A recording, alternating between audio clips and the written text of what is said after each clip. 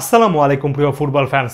আপনারা নিশ্চয়ই জানেন যে আর্জেন্টিনার পরবর্তী ম্যাচ যেটা রয়েছে গ্রুপ পর্বের সর্বশেষ ম্যাচ, তারা পেরুর বিপক্ষে খেলবে এবং লিওনেল মেসি এই ম্যাচে বিশ্রাম নিচ্ছেন, এই ম্যাচে খেলছেন না।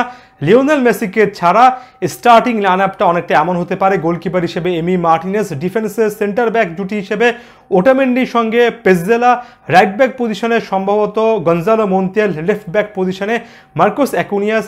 কিছু হলেও ডিসকমফোর্ট আছে, সেক্ষেত্রে হয়তোবা নিকোলাস তাগলিয়াফিকো, মিডফিল্ডে ডিফেন্সিভ মিডফিল্ডার হিসেবে পারাদেস কিংবা এনজোর মধ্যে যে কোনো একজন, এবং বাকি দুটো পজিশনের মধ্যে একটাতে সম্ভবত লো চেলসও খেলছেন, আরেকটাতে হয়তোবা এজিকুয়েল প্যালাসিওস একটা সুযোগ পাচ্ছেন। ফাইনাল থার্ডে আনহেল ডিমারিয়ার ম্যাচটা স্টার্ট করার কথা, তার সঙ্গে লাউতারো মার্টিনেজ কিংবা হুলিয়ান আলভারেজ যে কোনো একজন স্টার্ট করবেন, এবং অপর প্রান্তে তার সঙ্গে ভ্যালেন্তিন কার্বোনি কিংবা আলেহান্দ্রো গার্নাচো থাকতে পারেন।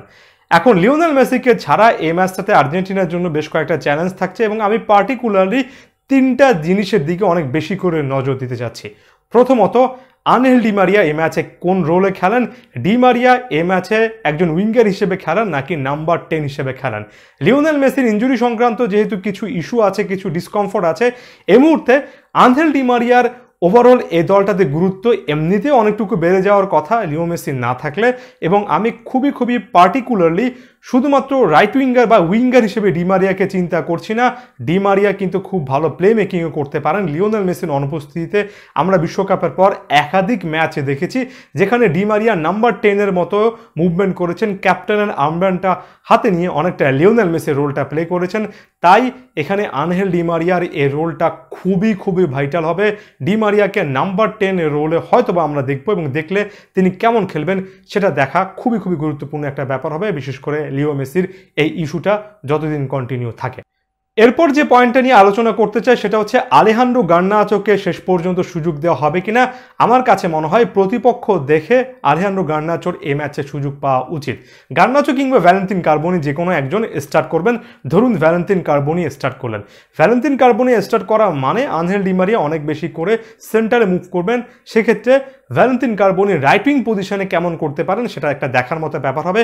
অন্যদিকে আলেহান্দ্রো গার্নাচো যদি ম্যাচটা স্টার্ট করেন, কিংবা যদি এমন সিচুয়েশন হয় গার্নাচো স্টার্ট করলেন না কিন্তু প্রতিপক্ষ হাইলাইন ডিফেন্স খেললো, অর্থাৎ প্রতিপক্ষ ডিফেন্সটা অনেকটুকু সামনে এগিয়ে এসে, আর্জেন্টিনা যেহেতু অনেক ফাস্ট ফুটবলার ফাইনাল থার্ডে একটু হলেও কম আছে, তাই আর্জেন্টাইনরা অফসাইডটা ভেঙে বারবার করে আক্রমণ উঠবে না, এমন টাইপের চিন্তা করে যদি পেরু একটু ডিফেন্সটাকে এগিয়ে এনে হাইলাইন ডিফেন্স করে, আমার কাছে মনে হয় এ টাইপের ডিফেন্স ভাঙতে গার্নাচোর স্পিডটা অনেক বেশি করে কাজে লাগানো উচিত।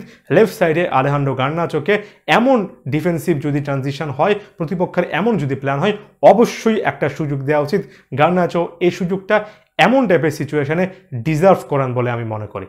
আরও একটা ডিফেন্সিভ ব্যাপারের দিকেও কিন্তু আমি মনোযোগ রাখবো, সেটা হচ্ছে লেফট ব্যাক পজিশনে মার্কোস অ্যাকুনিয়ার কিছু না কিছু ইস্যুস আছে।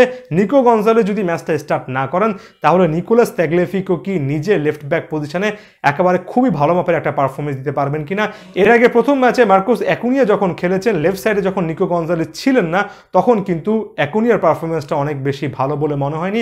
আবার পরবর্তী ম্যাচে নিকোলাস তাগলিয়াফিকোর সঙ্গে নিকো গঞ্জালেজ ছিলেন বলেই নিকোলাস তাগলিয়াফিকোর ছোট কয়েকটা ভুল সেভাবে চোখে পড়েনি। এই ম্যাচে নিকোলাস তাগলিয়াফিকোর পারফরমেন্সের দিকে, অর্থাৎ লেফট ব্যাক পজিশনে পারফরমেন্সের দিকে তাই বাড়তি একটা নজর আমার থাকবে। এটা হচ্ছে প্রি ম্যাচ কয়েকটা গুরুত্বপূর্ণ পয়েন্ট। এই ম্যাচে এই জিনিসগুলোর দিকে একটু বাড়তি নজর রাখতে পারেন। ধন্যবাদ সবাইকে।